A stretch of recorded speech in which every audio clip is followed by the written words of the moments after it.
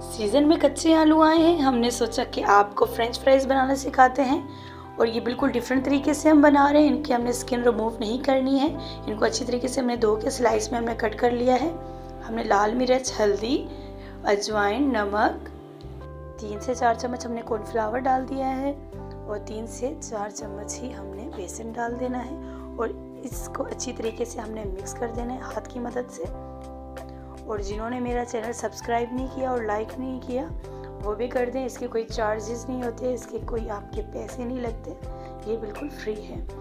तो मैंने थोड़ा सा पानी भी डाल दिया था और मैंने कुकिंग ऑयल डाल के इसको गर्म करके फ्राई पैन में और हम एक बाय एक डाल रहे हैं और हमने सारे चिप्स डाल दिए हैं।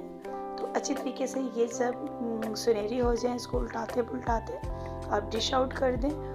और ये बहुत ही मज़े के बिल्कुल क्रिस्प, बिल्कुल डिफरेंट तरीके से केचप डाल के आप इंजॉय करें। अल्लाह हाफिज़।